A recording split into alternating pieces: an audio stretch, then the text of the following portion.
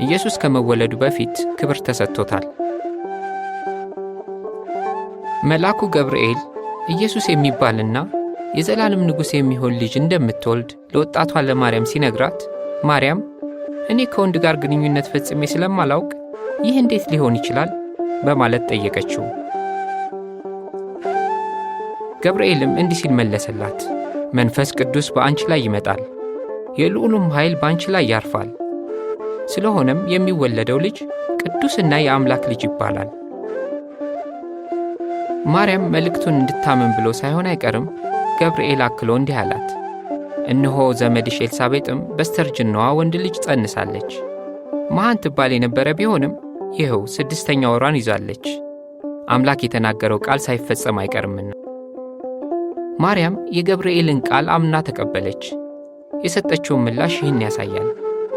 ማርያም እነሆ እኔ የይሖዋ ባሪያ ነኝ፣ እንደ ቃል ይሁንልኝ አለች። ገብርኤል ከሄደ በኋላ ማርያም በኢየሩሳሌም አቅራቢያ በይሁዳ ኮረብቶች ከባሏ ከዘካርያስ ጋር ወደምትኖረው ወደ ኤልሳቤጥ ለመሄድ ተነሳች። ማርያም ከምትኖርበት ከናዝሬት ተነስቶ እዚያ ለመድረስ 3 ወይም 4 ቀን ሊወስድ ይችላል። በመጨረሻ ማርያም ዘካርያስ ቤት ደረሰች። ወደ ቤት ስትገባም ለዘመዷ ለኤልሳቤጥ ሰላምታ አቀረበች።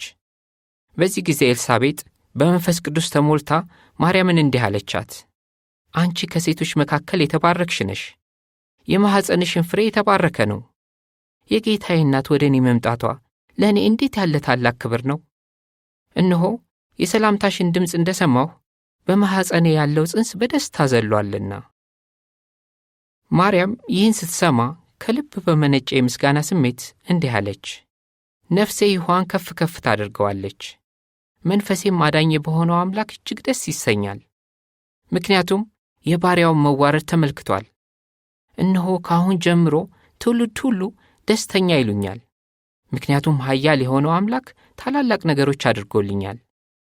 ማርያም በአምላክ ፊት ሞገስ ብታገኝም መከበር የሚገባው ይሖዋ መሆኑን እንደገለጸች ልብ በል። ስሙም ቅዱስ ነው፣ ምሕረቱን በሚፈሩት ሁሉ ላይ ከትውልድ እስከ ትውልድ ይኖራል ብላለች።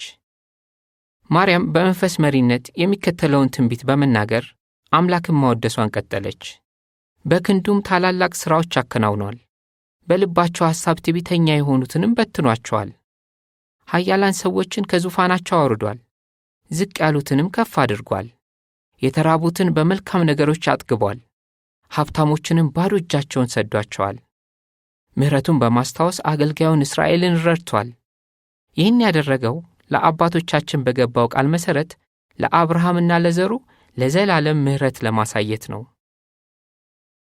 ማርያም ለ3 ወር ያህል ከኤልሳቤጥ ጋር ቆየች። የኤልሳቤጥ የመውለጃ ጊዜ በተቃረበባቸው በእነዚህ የመጨረሻ ሳምንታት ማርያም ብዙ ሳታግዛት አልቀረችም። በአምላክ እርዳታ የጸነሱት እነዚህ 2 ታማኝ ሴቶች በዚህ ወቅት አንድ ላይ መሆናቸው እንዴት መልካም ነው! ኢየሱስ ከመወለዱ በፊትም እንኳ ክብር እንደተሰጠው ልብ በል። ኤልሳቤጥ ጌታዬ ብላ ጠርተዋለች። በተጨማሪም ማርያም ስትመጣ በኤልሳቤጥ ማኅፀን ውስጥ ያለው ጽንስ በደስታ ዘሏል።